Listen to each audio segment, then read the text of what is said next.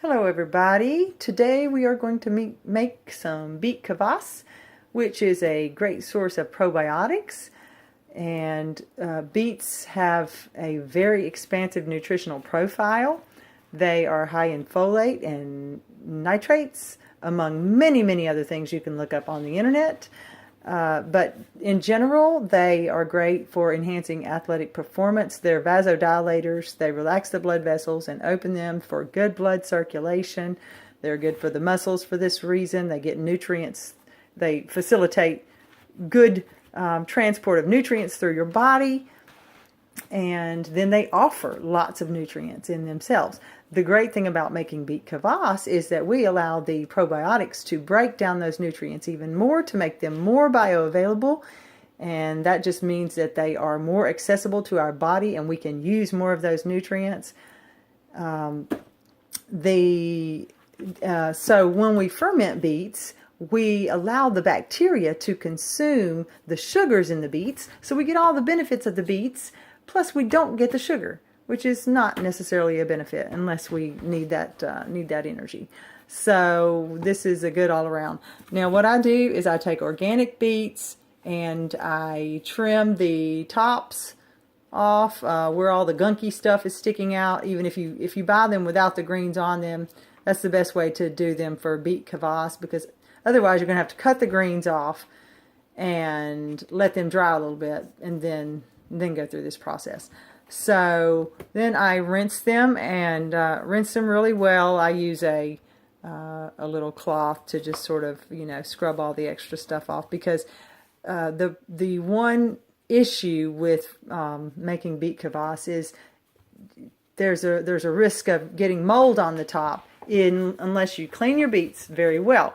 There will still be plenty of healthy bacteria on here ready to grow after we slice them, salt them, and add our filtered water. So don't worry about that. So right now I have already washed them and cut off the tops and cut them in half.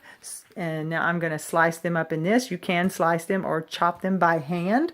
You don't want to cut them in, you don't want the chunks to be too small, because then too much sugar will be released into the ferment at a time, and we just want it to go at a little bit slower rate. So when I slice it in the food processor, it tends to be the right size pieces. Otherwise, you can just cut them into 1/2 inch to 1 inch chunks, and probably about an inch chunk would be good. And then use 3 or 4 beets for 1/2 gallon. I like to use a lot of beets to make it nice and red. So I'm about to slice them and I'll be back. Okay, now that we have sliced our beets, we're going to get some Himalayan sea salt here. Got a heaping tablespoon for all of these beets. I will probably use 2 heaping tablespoons, because I like to use a heaping tablespoon per 1/2 gallon. So actually I probably need even more, but I'd rather go light than heavy. I don't like to go heavy on the salt, because I like to be able to drink it liberally and not get too much salt. But I'm going to make a lot here, so I don't really measure my salt specifically, because basically I just need enough salt to inhibit the mold, because you don't have to have large amounts of salt to ferment. Most of the recipes that I find call for more salt than is really needed.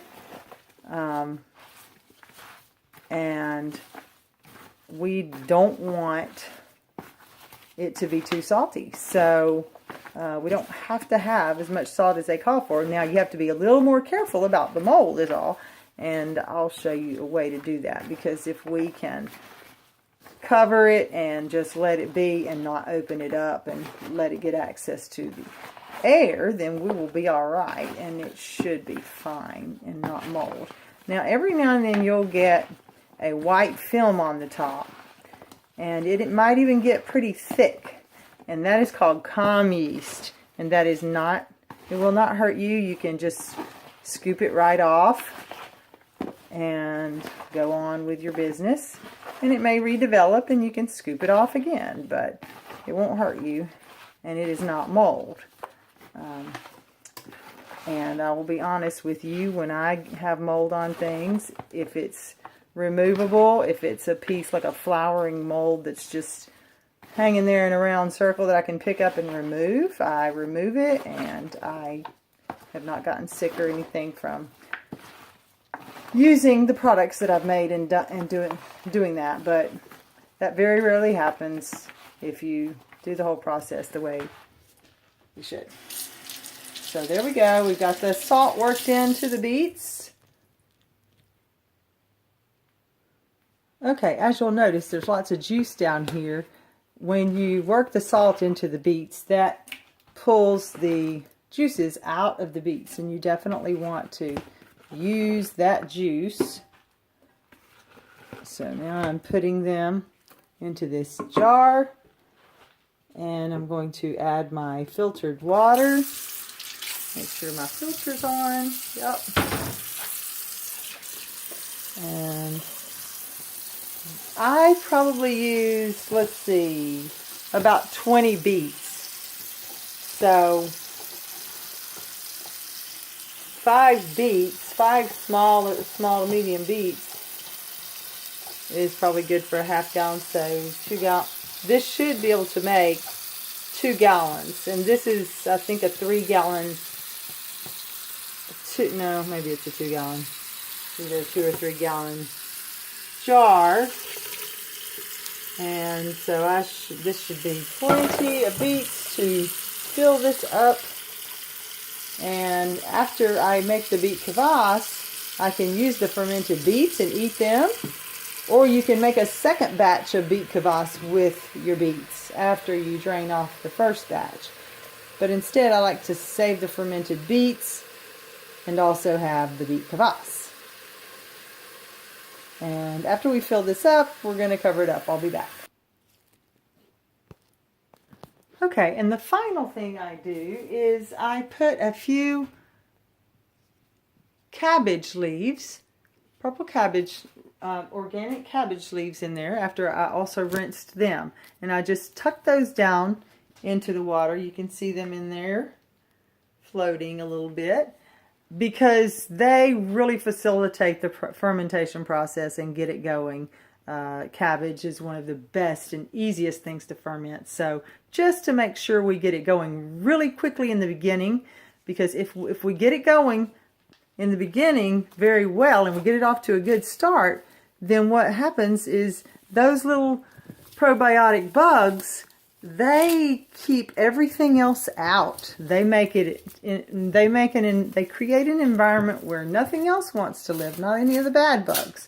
So we're just going to give it a little jump start by adding that cabbage in there. And I like to use saran wrap because it gives it some flexibility when it starts to release gases from fermenting.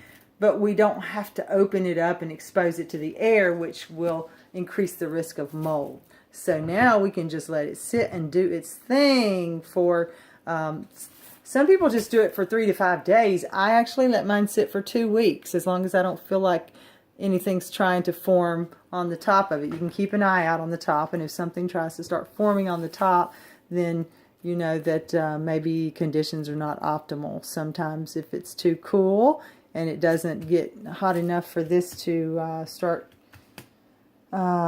becoming active, for the bacteria to become active, it'll be more difficult. So you want to have the temperature around 75 degrees, I find is what is perfect for the kvass. So if you keep it cooler than that in your house, you may want to it will probably do okay around 70, but once it gets below 70, it just really doesn't always get off to a good start quickly enough.